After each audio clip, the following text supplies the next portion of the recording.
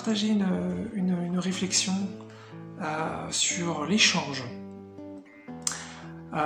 C'est un sujet qui n'est pas clair pour moi, qui n'est pas clean,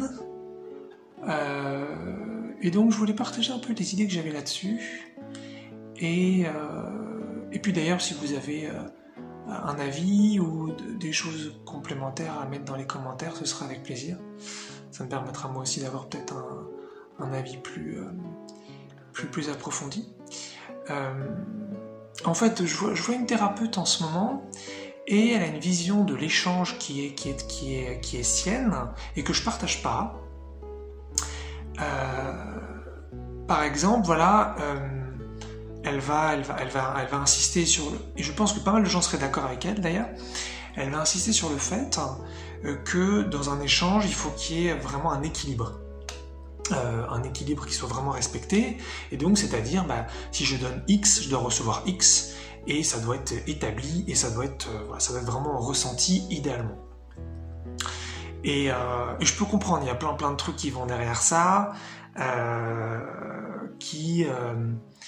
je vais y aller lentement pour voir un peu ce qui vient aussi, parce que j'y ai pensé avant de faire la vidéo et je me suis dit que ça pouvait être sympa de partager ça, mais on va voir où ça nous mène.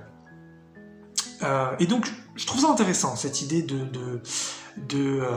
d'équilibre énergétique. Parce que c'est clair que si c'est pour donner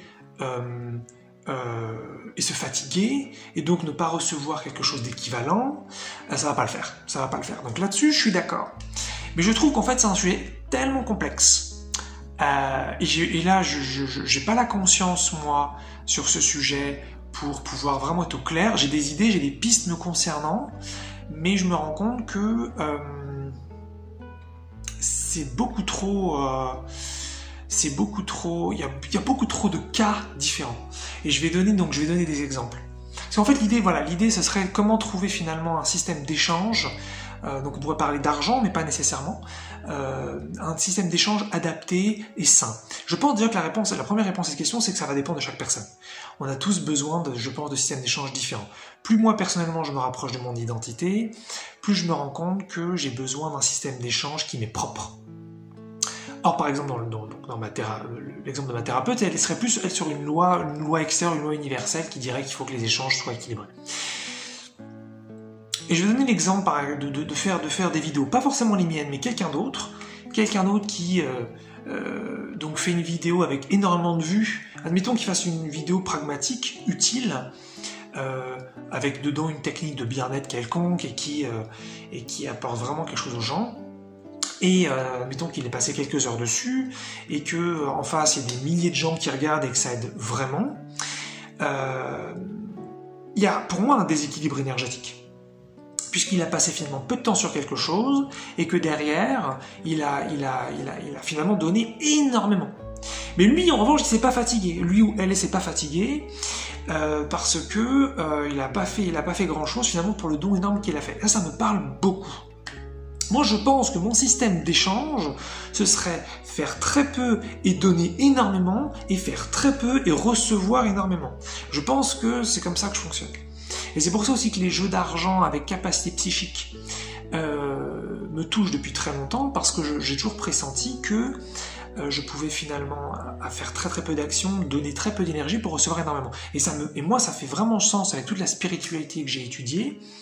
Même si aujourd'hui je lâche tout ça pour aller vers quelque chose de beaucoup plus identitaire, de beaucoup plus spécifique, je trouve que ça fait sens, parce que pour moi le divin c'est de l'amour inconditionnel, et c'est donc du don inconditionnel, et donc c'est de la réception inconditionnelle. Et donc ça fait sens pour moi qu'on puisse recevoir de l'abondance sans effort. Pour moi en fait c'est une totale évidence. Mais en revanche, je respecte totalement d'autres visions qui voudraient que les choses soient donc avec effort, non abondante. Moi, je serais plus abondant sans effort, mais quelqu'un qui me dirait, moi, je suis la non-abondance avec effort, je trouve ça tout aussi bien. Et puis, donc, finalement, voilà, je pense que l'idéal, déjà, ce serait d'avoir de la conscience pour pouvoir déterminer où où se place l'énergie dans un échange. Est-ce que finalement j'ai donné plus, est-ce que j'ai donné que l'autre, est-ce que j'ai donné moins? Ça, je pense que ce serait vachement intéressant. Et ça, moi, à ce stade-là, j'ai pas encore accès. Donc, je vais seulement me baser un peu sur mes ressentis. Est-ce que finalement, après un échange, j'ai plus d'énergie, est-ce que j'en ai moins? Mais au-delà de ça, je pense que il y a quelque chose qui, moi, me dérange personnellement dans le système financier, c'est le conditionnement. Il y a plusieurs choses. Ça va être c'est un peu fouillis, hein, mais c'est juste un petit peu les pensées qui sont là. Il y a plusieurs choses. Déjà, d'une part, il y a conditionnement. C'est j'ai faim, j'ai faim. Ah oui, mais tu n'as pas l'argent pour manger, donc tu ne peux pas manger. Ça, déjà, ça, moi, personnellement, ça ne me va pas du tout, parce que c'est un besoin essentiel. Comment se fait-il que c'est conditionné? On pourrait dire la même chose pour le logement, pour des soins médicaux spécifiques. Il y a quelque chose dans cet ordre. Moi qui m'embête, je dis pas que c'est pas bien, je dis pas qu'il faut que ce soit autrement, je dis que moi, c'est pas pour moi, c'est pas mon mode de fonctionnement. Ça me va pas. C'est pour ça que je reviens à l'énergie du divin, où normalement, normalement, ça veut rien dire normalement, mais moi, dans ma conception des choses, ce serait vraiment de l'inconditionnalité totale. Et donc de l'abondance pour tous et inconditionnelle. Conditionner de cette façon en échange, moi, ça me fait vraiment drôle. Si c'est le cas, donc justement, d'une thérapeute, et c'est le cas, ma thérapeute, donc elle a, comme tous les thérapeutes, enfin, peut-être pas tous d'ailleurs, mais comme tous, la majorité des thérapeutes, donc elle a un prix pour sa thérapie, et j'ai jamais remis ça en question une seule fois avec elle, mais effectivement, pour moi, il y a quelque chose là-dedans qui colle pas, puisque sa thérapie est absolument essentielle pour moi, mais si je n'ai pas l'argent finalement pour faire sa thérapie, je n'ai pas accès à ce qui est vital pour moi. Donc déjà, quelque chose qui va pas. Qui va pas encore une fois avec ce que je suis, hein, on est d'accord, pas ce qui va pas d'un point de vue universel. Ça, chacun se fait ses règles. Mais un petit truc que je voulais ajouter comme ça, donc en montage dans la vidéo, c'est un truc très très intéressant. C'est que, donc encore avec l'exemple de ma thérapeute, hein, que je trouve génial ici, d'ailleurs j'en parlerai probablement dans une autre vidéo, c'est que voilà, elle parle donc d'équilibre énergétique, et donc elle dit, dans son modèle elle dit, bah moi je vous donne 1 heure de ma thérapie, et vous me donnez X euros. Je vous donne pas le montant maintenant, parce que c'est pas important. Mais voilà, vous me donnez X euros, et donc comme ça il y a un équilibre, c'est le même truc. Et déjà, je me disais, mais ça va pas du tout en fait ça, parce que d'une part, c'est elle qui détermine le montant qui lui correspond, donc c'est peut-être très équilibré pour elle, mais peut-être que moi je considère que ce qu'elle fait, ça vaut plus ou que ça vaut moins. Elle m'a jamais demandé, ou à quelqu'un d'autre j'entends, elle m'a jamais demandé finalement ce que moi j'en pensais, donc ce qui veut dire que c'est peut-être complètement déséquilibré pour moi. Ça c'est vachement intéressant, je trouve, de penser comme ça, parce que quand on pense qu'on conditionne les choses pour que ce soit équilibré, en fait, voilà, évidemment, si je vends quelque chose, je détermine peut-être mon prix, mais est-ce que c'est équilibré pour l'autre? Et ce que je lui ai d'ailleurs jamais dit, parce que ça s'est pas présenté, c'est que moi, à ce stade-là, l'argent, ça a très peu de valeur pour moi. C'est pour ça que j'ai toujours pensé d'ailleurs aussi abondance pour tous et abondance sans effort, parce que pour moi, l'argent, c'est du papier. Ça ne vaut rien. Si je pense qu'on a accès à nos vibrations intérieures, on a accès absolument à tout, et on n'a pas besoin de s'embêter avec quoi que ce soit. Je l'ai pas prouvé aujourd'hui ça, mais en tout cas, je pense comme ça depuis très très longtemps, et je sens que c'est juste par rapport à mon identité. Et donc, quand moi je lui donne son montant d'euros, et je lui donne donc, pour moi je lui donne du papier. Ce que veut dire que moi j'ai le sentiment de rien lui donner. Ça d'ailleurs je lui ai jamais dit, ce serait marrant peut-être qu'elle regarde cette vidéo et qu'elle entende ça, ce serait rigolo.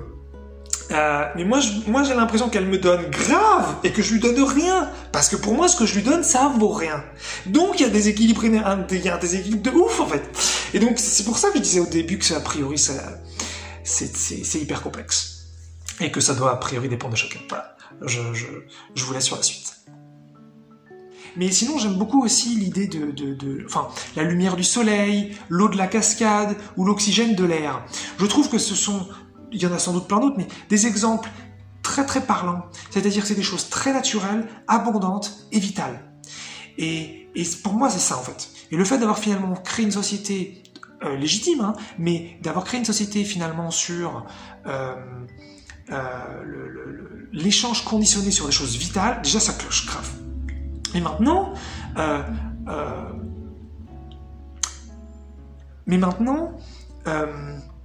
c'est là où je suis d'accord, c'est que si on prend l'exemple de ma thérapeute, admettons que je dis non, c'est vital pour moi, donc tu ne peux pas, vous ne pouvez pas conditionner cette chose-là. Bah, elle va se fatiguer peut-être à donner énormément, peut-être qu'il y a plein de gens qui vont venir la voir gratuitement, et puis donc ça va créer un énorme déséquilibre, et elle ne pourra pas suivre, et ça va lui faire beaucoup de mal.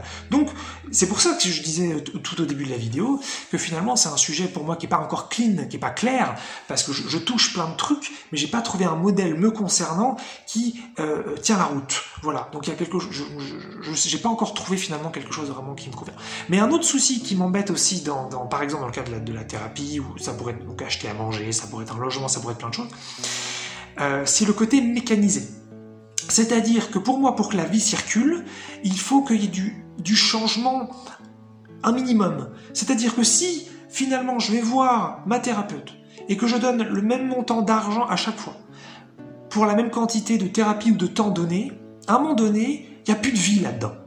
Si je vais acheter la même chose à manger pour le même prix, hors inflation, pour le même prix tout le temps, la vie circule plus. C'est une sorte, ça devient un truc rigidifié, mécanisé, sans amour, qui est, ah bah, c'est telle chose qui coûte tant. Bon, bah voilà. Ok. Alors, au moins, ça permet de faire des économies d'énergie mentale. On sait très bien à quoi s'attendre. Ça fluidifie l'échange, ça fluidifie l'expérience. C'est facile pour s'organiser, pour mettre de l'ordre dans notre société. Donc ça, c'est un côté très avantageux.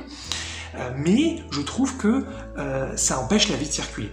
Idéalement, donc là, on est de voilà, je ne sais pas encore une fois ce qui serait nickel, mais idéalement pour moi, donc dans le cas de la thérapeute, ce serait que l'échange soit différent à chaque fois. Ça serait le montant qu'elle a choisi. Ça pourrait être, tiens, cette fois-ci je donne plus, cette fois-ci je donne moins, tiens, cette fois-ci je donne pas d'argent, c'est gratuit, tiens, cette fois-ci je donne peut-être la moitié de ce qu'elle demande, plus je donne autre chose à la place. Pour moi, ce serait ça en fait. Tiens, je vais donner cette fois-ci autre chose que de l'argent. Pour moi, ce serait que la vie puisse circuler, que ce soit quelque chose de différent à chaque fois. Mais il faudrait que ce soit fluide, parce que c'est sûr que si on se fatiguait constamment à devoir réfléchir, alors qu'est-ce que je vais donner cette fois-ci, ce serait peut-être, voilà, ce serait pas adapté. Donc, je suis d'accord que aussi l'intérêt du conditionnement, c'est que ça facilite beaucoup les choses. Donc, c'est pour ça que je voulais juste partager finalement ces idées comme ça sur l'échange, parce que, voilà, par exemple, c'est ma thérapeute donc qui me disait attention, si vous commencez à faire des soins ou à aider d'autres personnes, il faut surtout pas que ce soit gratuit. Et donc là-dessus, on était un peu en désaccord, mais en fait, en creusant, finalement, je me rendais compte que c'était surtout une histoire de vocabulaire. Parce que elle, dans sa vision des choses, ce qu'elle met dans le mot gratuit, c'est don de soi au sens se vider de son énergie. Elle met donc affaiblissement, elle met déséquilibre énergétique. Il y a un côté finalement très très négatif. Et là, je suis d'accord avec elle que si c'est pour finalement donner son énergie et se fatiguer, c'est non. Mais moi, effectivement, dans gratuité, je vois ce que je disais, je vois l'abondance, je vois le sans effort, je vois la vie qui circule, je vois la lumière du soleil, je vois l'eau de la cascade, je vois donc l'oxygène de l'air, comme je disais plus tôt. Je vois en fait tout ça.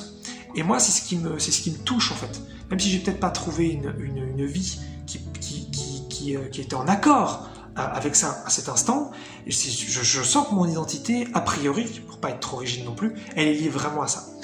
Et c'est ça, je pense, en fait, plutôt que de suivre des lois universelles ou des lois énergétiques qui diraient l'échange, ça doit être ça, je pense que c'est plutôt à chacun de déterminer ce qui est bon pour lui ou elle. Et c'est ça aussi, d'ailleurs, je pense, le truc qui se fait en fait tout seul, c'est que si en revanche on n'est pas connecté à notre identité et qu'on est connecté plus au standard et à la norme, alors effectivement peut-être va falloir trouver un modèle peut-être qui fonctionne pour tous. Et c'est peut-être très bien aussi, je sais pas trop. Mais moi dans mon cas, je sens que l'abondance sans effort, c'est évident en fait. J'ai envie de donner sans demander de recevoir, et j'ai envie de recevoir sans qu'on me demande de donner. Ça me dérange vraiment qu'on ait des relations conditionnées. Pour moi, ce n'est pas vivant, ce n'est pas amour. Mais vraiment, dans la phrase, j'ai bien dit pour moi. Ça veut vraiment dire que je pense que c'est par rapport à mon modèle de fonctionnement. Pour quelqu'un d'autre, peut-être comme ma thérapeute, Et puis comme des commerçants, et puis des vendeurs de toutes sortes, et puis je sais pas, je sais pas là, des coachs ou d'autres thérapeutes. Effectivement, il peut y avoir peut-être un sentiment de sécurité, d'évidence, d'équilibre, mais je sens vraiment que c'est bon pour eux en fait, et que l'équilibre énergétique peut être vraiment vaste. C'est ce que je disais dans l'exemple de je fais une vidéo qui derrière impacte énormément de monde, mais il y a des équilibres énergétiques aussi. Et si pareil, je me disais ça aussi avant. Comme ça, ça me permet de continuer un petit peu, et puis je pense que je vais finir bientôt. Si